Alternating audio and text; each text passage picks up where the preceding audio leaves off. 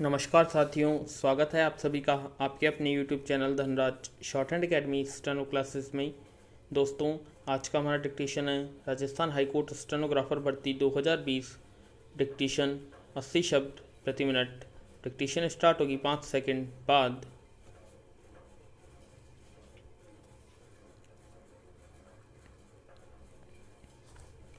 Start. पूर्वी लद्दाख में वास्तविक नियंत्रण रेखा LAC पर हजारों की संख्या में चीनी सैनिकों की मौजूदगी को लेकर विदेश मंत्री एस जयशंकर का चिंता व्यक्त करना स्थिति की गंभीरता को बताने के लिए काफ़ी है। विराम। पिछले कुछ महीनों में चीन ने इस इलाके में सैनिकों के साथ साथ भारी मात्रा में हथियार भी जमा कर लिए हैं। चीन की ये बढ़ती सैन्य गतिविधियां उसकी युद्ध की मानसिकता और तैयारियों का संकेत है। इससे यह जाहिर होता है कि वह किसी न किसी बहाने भारत को उकसाकर लड़ाई छेड़ने की फिराक में है। इस साल मई से लेकर अब तक के घटनाक्रम से भी इसकी पुष्टि होती है।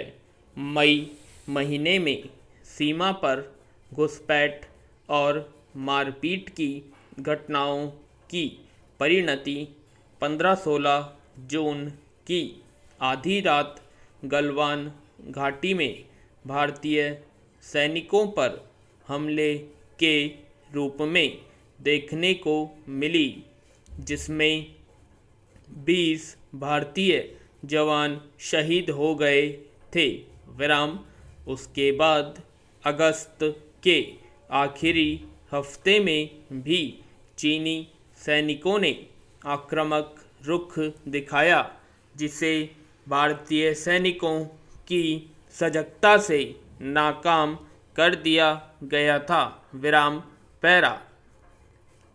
इसमें कोई संदेह नहीं कि पिछले कुछ समय में भारत को लेकर चीन ने जो रुख दिखाया है उसका दोनों देशों के संबंधों पर बुरा असर पड़ा है।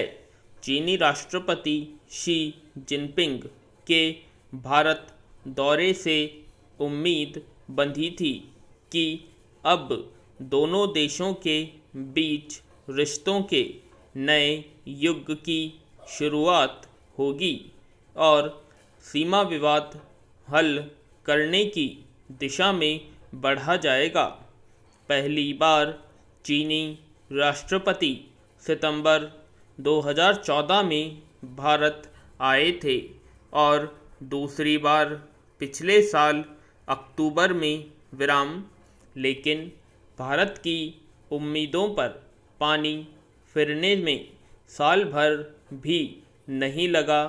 मई से ही चीन ने लद्दाख क्षेत्र में LAC पर जिस तरह की घुसपैठ और सैन्य गतिविधियां जारी रखी हुई हैं, उससे तो कहीं नहीं लगता कि चीन भारत का अच्छा दोस्त और पड़ोसी हो सकता है।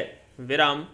ऐसे में हैरानी पैदा करने वाली बात यह है कि LAC पर चीन जो कर रहा है, क्या वह रिश्तों का नया युग है।